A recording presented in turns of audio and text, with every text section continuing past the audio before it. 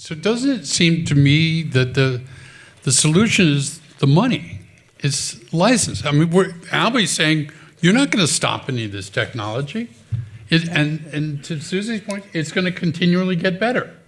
So the question is, how do you get compensated for the fact that they're taking your work and reusing it to make new stuff? Well, let me throw something in here. The copyright language that we have at the moment talks about derivative works. At what point, if we could identify every single piece of music that Google had ingested, that then everything that's made is really a derivative work? Does the language we have cover us? Or does it need to be easily expanded as a derivative work? So I think this is where the question of fair use is going to come in, because I do think that most of the research labs would claim that, or take the position that the works that they are using in the ingestion process is a fair use, and it's a fair use for research and education purposes, the research and education being that of the technology. The argument that they might make is, if you were being commissioned to create a piece of music that came from a certain period of time, the 1940s, the 1920s, what would you do? You would go out and educate yourself as to what types of music were being played at that time, what was popular, what were the trends, and then you would write your work. I think their argument would be, this is a fair use of that prior work, and therefore it is not a derivative work, as long as that output was not substantially similar to any of the inputs.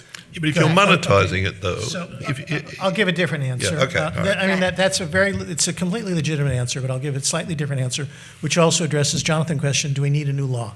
We don't need Congress to pass a new statute, but we need to interpret the existing statute in light of current circumstances. So let's take a simple example, a case that went to the Fourth Circuit Court of Appeals called iParadigms, Turn It In. What is the Turn It In service?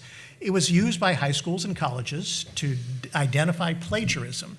The way it worked was that they took every high school paper and college paper from umpteen high schools and universities, put it in their system, and then when someone wrote something, it could be identified, this is new, or this is plagiarism. Now, it could have been plagiarism of something not in their collection, but they had over 10 million essays in their collection. So some enterprising students, supported by a lawyer, had a good idea. Let's register our works, our student essays for copyright. You know, what I wrote in History 101 last week. And they filed a suit for copyright infringement. And the court in that case said very reasonably, there's no market for this, and there's no impact on the market, because by definition, there is no aftermarket for the paper that X wrote to be used by another student.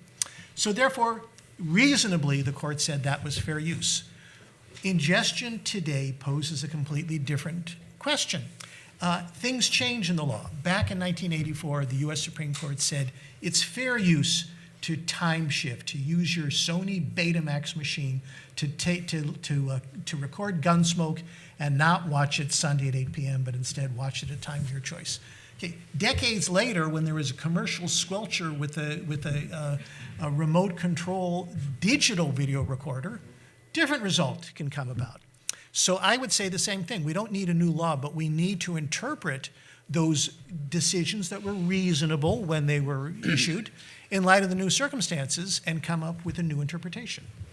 I think we do have to look at the monetizations. Clearly, somebody, collectively, maybe all of us, have to come up with a way to identify the parties of the works that were ingested and then used to create whatever the output is. We have to I think the licensing fees have to be absolutely enormous if we're going to be... Well, so I think Let me AI. just say one thing. Okay. Let me just the next step is. How do we do this? Like, you can't distribute on a pro rata basis. How do we deal with black boxes, right? How do we deal when public domain works were part of the ingestion? Well, so- and now- We asked ChatGPT. yes. Yeah, that's actually what I was going to say. So you can't say this was trained on these 15 million songs, and so each writer gets 1/15 millionth of the royalties, and you couldn't determine how much of which song it came from. But what you can do is you can have a database of all of the popular songs, let ChatGPT, or not ChatGPT, but another AI engine, Bing. do the analysis of each song on the fly and determine its similarity to an existing corpus. Wait, but so then, like, are we going to compensate saying, I think that it's 30% of Albhy's work, I think it's 20%. The AI could determine that this corpus came from these songs. That's the only way that you'll do it. Now, you have to leave separate from that human composition. So only AI-created compositions fall subject to this approach. But humans, it has to sound like it to you as a jury. But I mean, how are we going to quantify the participation? And what I mean is, like, The AI will yeah. do that. The AI will say, this song sounds 38% like, Smokey Robinson, Baby Baby, or Tracks of My Tears, and 17% like, and an AI can be trained to do that. I'm not saying we can't. I'm saying that we do need to. There will have to be rules about how elements are quantified, how parties are compensated. And one of the things I think of also is, like, from a PRO standpoint, if it's performed during primetime versus overnight, we have different rates, right? Yeah. What's more important? Is the top line more important than a beat? I mean, do we have to come up with different ways of not just quantifying the participation, but also the monetary value of that?